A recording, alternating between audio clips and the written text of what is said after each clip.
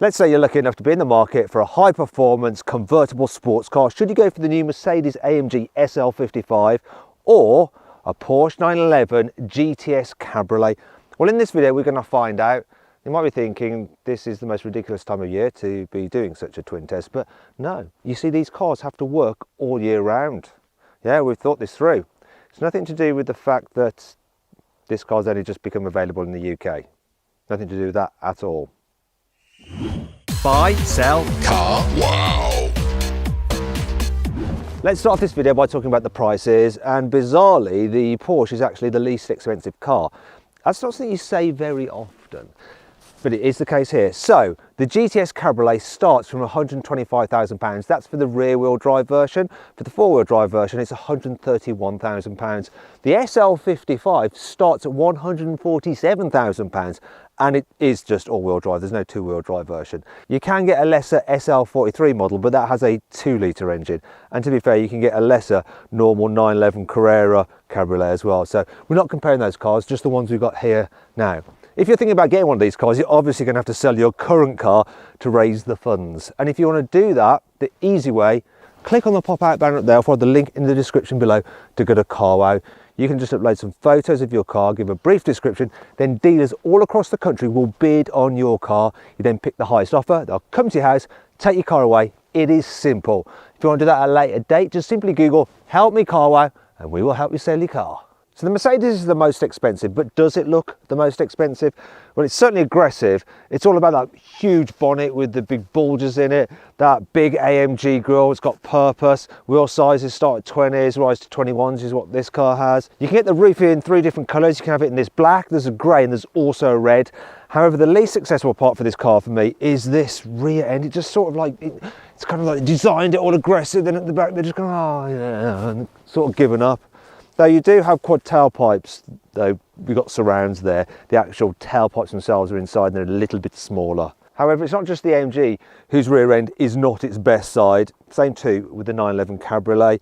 While the coupe's rear looks just spot on, for some reason the convertibles is just a bit too bulbous. Sort of like the car equivalent of a baboon on heat. Anyway, just like the AMG actually, you do have some fake exhaustery look. So while we've got twin pipes, still there is a big surround with the small exhaust. Moving down the side, alloy wheels, you've got 21 inches at the back, 20s at the front. Roof colours, you can get 4 different ones unlike the 3 on the AMG. So there's this red, there's a black one, there's a blue one and a brown one. Moving to the front, this is where you see a clear difference between the two cars, because the Porsche engine is in the back rather than under the bonnet. The bonnet slopes nice and low for that classic 911 look. I think with the roof up, I prefer the look of the 911, but will that be the same with the roof down? To find out, let's put the roof down on the Porsche, but let's at the same time do it on the SL as well, which is what I'm sat in, and we'll see how long they take, how elegant their mechanisms are, and what they look like in proper converted state. So let's do it. I'm going to honk the horn so we can do it synchronise, both the SL and the Porsche. 3, 2, 1. Here we go.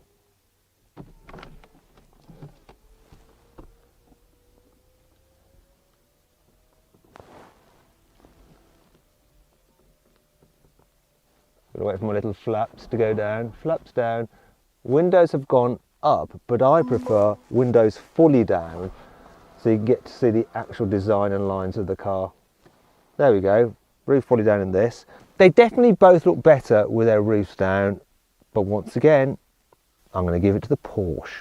Maybe the AMG can pull it back for the interior design, because it is pretty cool. I really like the look of the dash with these like jet style air vents, really nice. Quality is good as well. Got carbon fiber here, nice sporty chunky steering wheel, and you've got the ability to control your different driving modes there and then switch through different functions as well. That's really nice. Infotainment system's brilliant, very easy to get to, like it's so close to your hand, and it's easy to use. Do you know what, even angles slightly when you have the roof up or down just to reduce glare. The actual dials are very easy to read, plus you can configure them, go for lots of different designs. The paddle shifters, nice big thick pieces of metal, though they're a bit cold on my fingers today. Yeah, I like this interior. It looks good, feels expensive, and it's sporty. Can the Porsches match it though? I'm going to cut to the chase I prefer the interior of this 911. It's just a bit more sporty, it's simpler as well. Build quality, it's even better than the Mercedes, I think. And the steering wheel feels great. You don't quite have the functionality on the steering wheel that you do with the Mercedes, but you can still switch through your drive modes using that toggle wheel there. I also prefer the dials. Yeah, you don't have the choice. You know, you can change different views and stuff, but once again, simpler and sportier. It's not all perfect though. The steering wheel actually blocks these two outer dials, and I prefer the infotainment system in the Mercedes. I just find it easier to use. And that brings on to which of these is the most practical, or should that be which of these two convertible sports cars is the least impractical? The load area on the 911 is under the bonnet. We have a front boot, a fruit, and it has a capacity of 132 litres, which is not a lot, but it's a useful square shape and it's quite deep. So you'll be surprised what you can actually carry in there. Now the boot capacity of the SL is 213 litres, which is quite a bit larger. It's not quite so easy to load though, because the opening isn't so big, but ultimately you do have more space. Look, I can shove that all the way back there, and I've got all this extra space as well. So when it comes to carrying luggage, the SL is the better car. But what about people? Both these cars are 2+2 seaters, so they have some occasional rear seats or seats that are suitable for children. I've got this seat in my ideal driving position, and look, oh, this is not good at all. There's hardly any room for my feet. My knees are like pressed up against the seat backs and I'm having to work my way around them.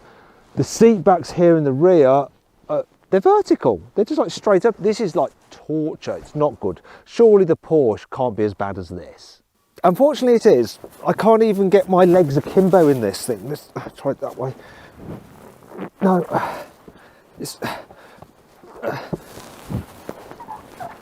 I could probably do it like that. Get the seatbelt around me somehow. This is really painful. This is even worse. Oh gosh. Now imagine you've got a small baby, you need to carry that as well. What you can do is fit a rear facing child seat on the front passenger seats. There's ISOFIX in the back of both the cars, but that's useless because it renders the front seat pointless. So you put the baby seat on the front seat of each of the cars, and then there is enough room to push the seats forward so that you can fit an adult just about behind the passenger seat in both cars, though there is a little bit more room then in the Porsche for some reason, whereas it's the other way around when you're sitting behind a driver. This is awful. Tell you what's not awful though, the engines in these cars. So let's start with the Porsche. It's got a 3-litre twin turbo flat six that puts out 480 horsepower and 570 newton meters of torque. It drives the rear wheels in this particular car by an 8-speed dual clutch automatic gearbox. The Mercedes has a 4-litre twin turbo V8 that puts out 476 horsepower, so 4 horsepower less than the smaller engine Porsche, but it's got more torque, 700 newton meters. It drives all 4 wheels via a 9-speed automatic gearbox. Now let's compare how these cars sound. So start up the Porsche and give it some revs. You're in sports mode, that's right, yeah, heard the change in tone there. Now rev it.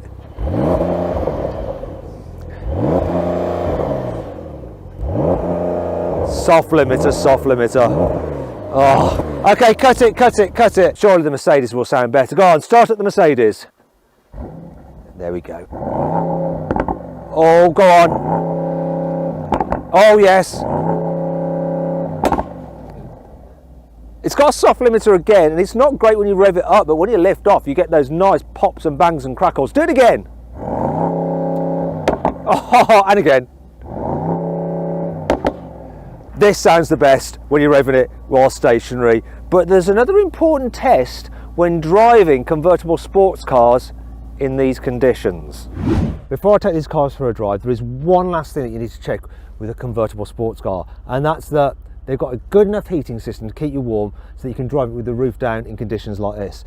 I've got the heated seat on in the Porsche, it's been warming up for some time, and I've got to say my bottom and lower back is nice and toasty. How about the fan though? I've got it on high and I've got it blasting at the main central vent and at my feet. That's where you need it when you're driving with the roof down. Let's go full speed. Come on, full speed ahead. It's not that intense, the blast out the central vents. Let's turn off the foot vents and that should speed things up a bit. Come on, here we go. Yeah, that's better. But now my feet aren't getting warmed. Can the Mercedes do better? That's better airflow than I was getting in the Porsche when it was divided between the central vents and the footwell. Let's turn off the footwell now and see what it's like without that engaged. Doesn't really make a difference. That's good that you get the same amount of airflow even when you're sending some to the footwell. I like that.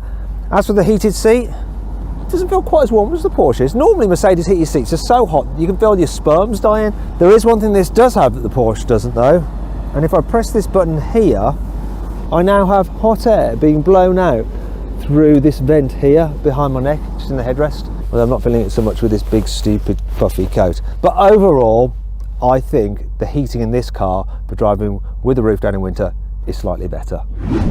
So I've jumped into the SL first, and the previous generation car was very much a Grand Tourer, big, heavy, a bit soft and squidgy. Great performance, but not the finest handling thing. This though, this is built by AMG, and it's much closer to the sports car end of things. In fact, it does feel like a proper sports car. Now I've got the car set up in individual settings, so I've chosen to have the engine in maximum attack. I've got the gearbox in manual. I've got the suspension in soft though. You can actually make it firmer as you go through the different settings, but soft is still quite firm, not comfy, but it's great for UK roads because it helps the car just deal with the bumps a bit better. Another thing you got on this car is rear wheel steering, and that really helps when you turn it into a corner. It just seems to get the whole car rotating nice and quickly, and it makes you forget that it actually weighs almost 2 tons, this thing. It feels a lot more agile than that weight would suggest. The steering, at first it doesn't seem to do all that much. It's not like super responsive in the same way that Ferrari steering is over responsive. It's quite predictable, quite relaxed until you start dialing in lock, then it really is quite responsive. The 4-wheel drive system does a good job as you're coming out of a corner to put the power down. And I'll tell you what's also good, the engine is so responsive. So it has electrical turbochargers which spin up the turbos, so there's hardly any lag. I mean, it's just on boost, on boost, on boost. Yeah, it drives really well. The only thing I noticed was that when I'm driving on the motorway with the roof up, there seems to be quite a lot of wind whistle from around here. I kept thinking that the rear window was open, but it wasn't. I had to keep checking, and that's a little bit annoying. The old car with the folding metal roof just seemed a little bit quieter when you're driving with it up at speed. Now, if you want to watch my full in-depth video review of the Mercedes SL55, click on the pop-out banner up there or follow the link in the description below. Surely the SL hasn't just out sports car'd Porsche 911, has it? We're going to find out now. Jumped into the Porsche. The sun has pretty much gone down, such is the short winter days in the United Kingdom, but this is how it is. I still drive with the roof down in the dark. I've got a convertible. Now, the first thing I notice is that while the AMG feels like a big, brutal, kind of bubbly thing, this is much more considered, more precise, and definitely more nimble. It doesn't seem to have the traction out of the bends in this slippery conditions because this is a rear-wheel drive version, but still, it's not bad, you know. Because you got all that weight over the rear axle, it pushes those tyres into the ground so they can do all that they can. And the throttle response on this car, yeah, it might not have the electric turbos of the AMG, but it's still very responsive. And while it doesn't feel instantly as quick or as powerful as the AMG, when you rev it out, it feels faster. It really does feel faster. I'll tell you what's also faster, the gear changes. So in manual mode in that AMG, it's fast. That 9-speed's really, really good at changing gears, but this 8-speed dual clutch auto in the Porsche, it's quicker still. Another thing that's quicker and more responsive is the steering in this.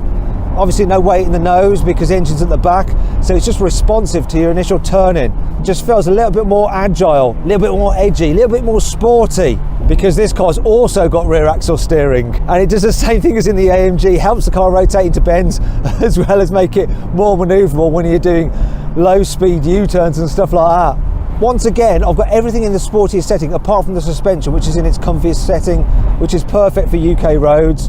This does just feel like a slightly stiffer car overall though.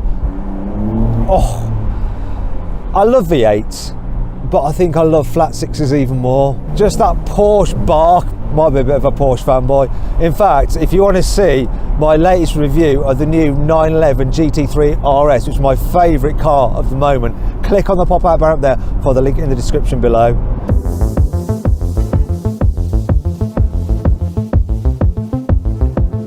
And that brings me on to my final verdict. Which of these is the best convertible sports car?